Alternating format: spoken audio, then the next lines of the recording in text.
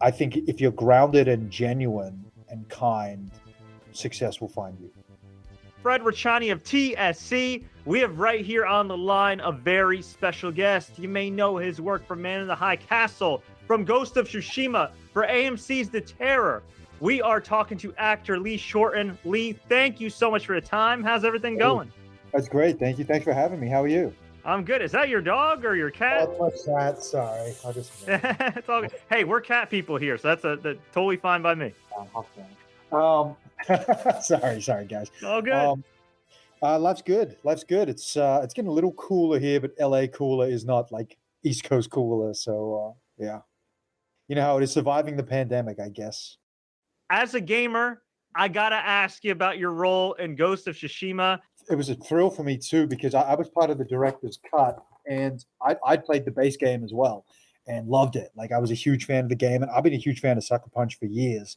So then I got this audition for, and at the time, you know, they don't tell you what it is or whatever, but I was like, oh, is this Ghost of Tsushima? Is this a sequel or something? And then it was the DLC, the Iki Island expansion, and then to be playing like Kazumasa Sakai was kind of like it was like an unreal kind of dream come true thing. It's pretty incredible. And how different has that been from some of your other work, whether it be in voiceovers or just acting in general, in terms of like the overall process? Most voiceover I'd done before was cartoons, and this is my first, you know, AAA video game. I've done some mobile games and stuff, but nothing like this. So this was the first time I'd been down in like the mocap stages and done all that kind of thing. And it was really cool. The only unfortunate thing was that because it was in the pandemic, we couldn't record together. Like in the original, they'd recorded together, even when they were mocapping.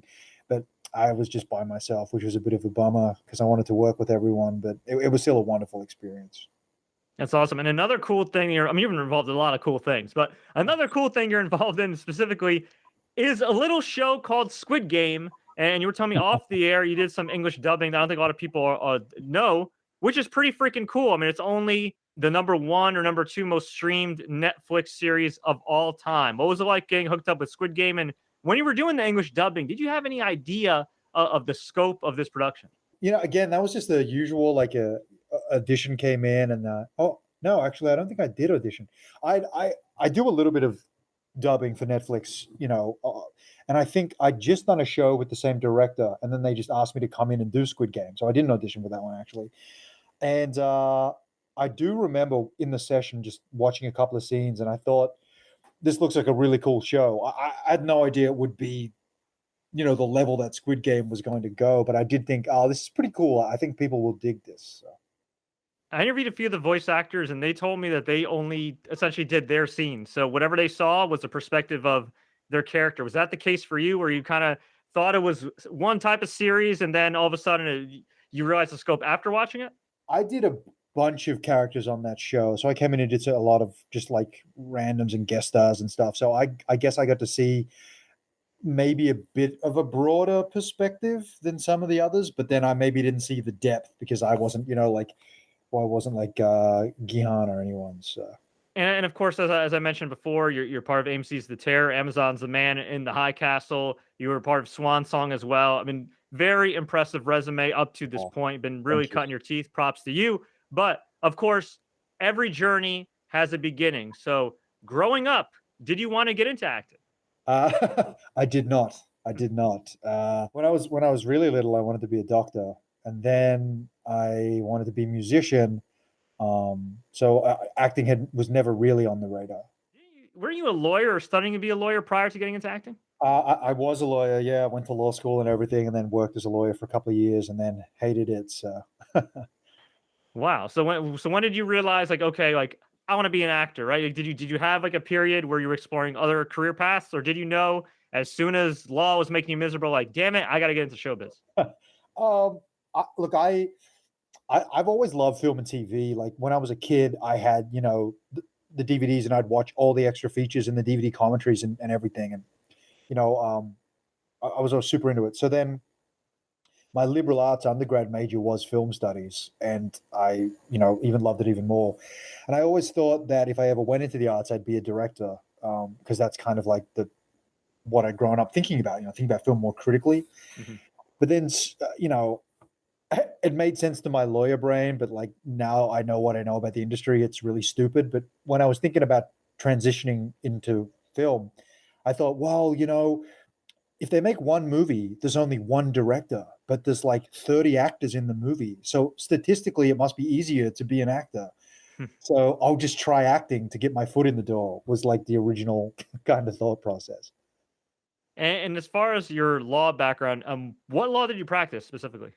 The most exciting kind, tax law. Oh boy. All right, so I would like to assume, and correct me if I'm wrong, that that means you might be pretty good at when it comes to negotiating contracts, keeping track of your finances, anything like that. I'm assuming that's kind of helped you when being in Hollywood.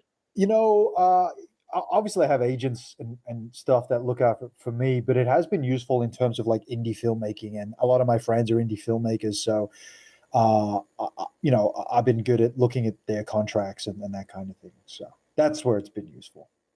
Hey, it worked out in the long run, right? Yeah. A couple years of We're on the path or whatever. exactly. What would you say was your big break? I don't think I've had it yet, man. I don't know what a What he's would a you say? What would you say is helped you really get your foot in the door, where now you are a consistent working actor who's really getting some notoriety? that was very kind of you to say. I mean, I think I think it all really started with Man in the High Castle. I was lucky to get that early on in my career, and it turned into something it wasn't supposed to be. And I just learned a lot on that show, and I think that show had a bit of pedigree. So um, I think it's been kind of my calling card in a lot of respects. Was it tough for you to go all the way from Australia to LA? Did it happen like right away, or did you initially take acting gigs there before transitioning to the States? No, I'd never acted in Australia, and the market there's kind of small, and it is like super white, like even whiter than the American market. Although Wow. obviously it's better these days, but I went to Vancouver first, and then I transitioned to LA after a few years in Vancouver. I've interviewed a few guys from Vancouver. One of my good friends is a stunt person and actor there, and Oh I yeah, mean that is low key one of the bigger cities and better cities when it comes to showbiz. totally. I mean, I think it's the biggest hub outside of New York and LA, isn't it? Maybe Yeah, I I don't. think you're right. Yeah, I think it's like right behind them. You mentioned Australia, very white. I look at America, and while things have gotten better in showbiz and workplaces in general, there's still a long way to go. So, comparatively, let's just stick with America. When it comes to diversity, do you think that we're heading towards a good place as an Asian actor? Lately, definitely, it seems like we are. I'm always a little hesitant, and like I'm the cynic of our little group because after Crazy Rich Asians, everyone was like, "Oh, this is it. Everything's going to be different." And I, remember they said the same thing when Joy Luck Club came out, and they said the same thing when Better Luck Tomorrow came out, and you know, there was a while where Jet Li and Jackie Chan were everywhere. Mhm. So, I mean, I hope like things are better right now, but I hope it's like a permanent change and not a flash in the pan, if that makes sense. Realistically speaking, it's not just about getting more representation, but also making it the norm, right? Like making it normal. Like one day we hope it's not a big deal that there's like an Asian or black led film or LGBTQ presence. It should just be standard. Right. Exactly like, reflecting the world around us. Totally. I love that. Yeah, for sure. Awesome. Well, we always like to ask all our guests some kind of random rapid fire questions just to get to know them better. Are you ready? Yeah, I love it. All right. Favorite late night snack or cheat meal? Oh God. I mean, pizza's a good cheat meal. I don't really do late night snacks. All right. You said pizza. Now, this is, of course, a New York show, so I'm a little biased here. Have you had some New York pizza, and what'd you think if you did? I have, and it was awesome. Okay, there you go. Any particular pizza you dig? Look, this is controversial, but I am a Hawaiian man. Okay, pineapple on your pizza. Yeah, yeah. All right. You are forgiven, my friend. Thank you. All time favorite actor. Off the top of my head, I'll say Philip Seymour Hoffman. Yeah, he was absolutely brilliant. You said you're a gamer, which made my eyes light up because I'm a gamer as well. We cover gaming extensively. What are you currently playing, and what's your all time favorite game? Oh, these are good questions, man. I'm currently playing Dark Souls 3. Mhm. Did you play Dark Souls? I play it, but that game is so hard. I'm a baby Yeah. with that. It's like I die once or twice. I'm like, all right, I'm good. And then my all-time favorite game. Wow. Besides Ghost of Tsushima, of course. Yeah. Well, thank you. You know what? You know what is an underrated gem which I love and revisit all the time is Planescape Torment. Ooh, I'm gonna have to check that out. What console's on? Oh, it's old. It's like an old PC game, like in the Baldur's Gate era. Oh, okay, cool, cool, cool. Yeah. Awesome. What's your all-time favorite movie? 7. Yeah. Let's go with Brad Pitt, right? Yeah. Good Yeah. stuff. Good stuff. What's an underrated project on your IMDb? Of course, we know you for a lot of the major series you've been a part of, Ghost of Tsushima, all that jazz. But is there one thing on your IMDb that for anybody watching, listening to this, that you'd love them to check out? Something that maybe you don't think gets enough love? I guess I've been kind of lucky in that I I feel like a lot of my stuff has got this requisite. I they cut my scene, but I feel like you should all check out Noel, the Anna Kendrick, Bill Hader Christmas movie, especially because it's the season, right? Yeah. So Awesome. Are you a Christmas guy? Do you like the holiday season? I worked in retail for like 10 years, which badly soured me on Christmas. But as I've gotten older, I've fallen back in love with it. Hey, as somebody who worked in retail for 10 years as well before getting into showbiz and everything else, let me tell you, like, the more far removed you are from retail, the more you enjoy the holiday season again. When you Right? don't have to deal with people. Right, God.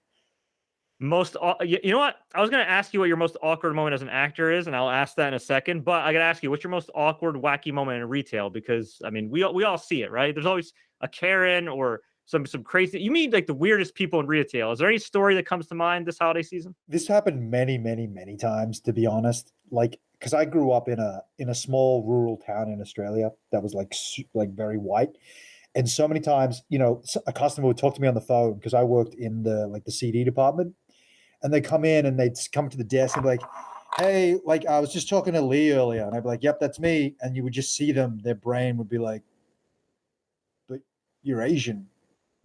Like they couldn't process and be like, Yeah. "Yes, that was me. I'm just me." And then I remember I had one guy once, he was like, "All right, but what kind of Asian are you?" And I'm like, My God. "Well, you know," and he's like, "This is very important because it's like I fought it," which is understandable. I'm just like, in a weird way. He's like, "I fought in the war, and if you're Japanese," I'm just like, I don't even want to look at you. And I'm like, Okay, sir." Well, I am certainly sorry to hear that. I could share a story with you real quick. Yeah, please do. I had so I'm Lebanese and Venezuelan. I'm fluent in Arabic, and I had these two dudes that were just I know a couple just talking all this crap about me in Arabic. Like I'm just trying to do my job, sell my TV, and they're saying all this stuff, all this crap that I could totally understand that they don't know because I look like just like a regular white boy or whatever.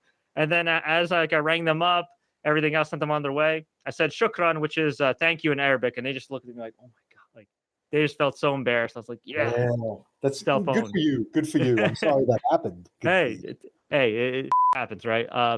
As far as an actor, being an actor, what's your most awkward moment as an actor? I It think, could be like a funny moment too. Like if we're at a yeah. party or something, you know what I mean, and it's like an embarrassing story that makes you laugh now that maybe wasn't funny then. Like anything that comes to mind. Well, I'll tell a funny. Like it got cut again, but like in Swan Song, there's a bit in the script, and we shot it, but whatever. But these things happen. Where Mahershala Ali's character wets himself while he's asleep, and then I'm supposed to like clean it up because he's like unconscious. And I remember there's like so many jokes just that day about how that was all going to play out, and like they had like the scene. There's people talking while I do it, and all they gave me was one cloth on the first take, and the scene goes forever, and I'm just down there just like wiping up this imaginary pee for so long, and then we cut, and everyone was just like, "Yo, what were you doing down there, man? You were down there for like forever." So, That's hilarious. And what was it like working with Mahershala Ali? That guy is such a badass. His range is incredible. I'd imagine you got a kick out of working with him. oh yeah, man, that was it was surreal because again, I'd been a big fan of his for a long time. Like his body of work is so impressive.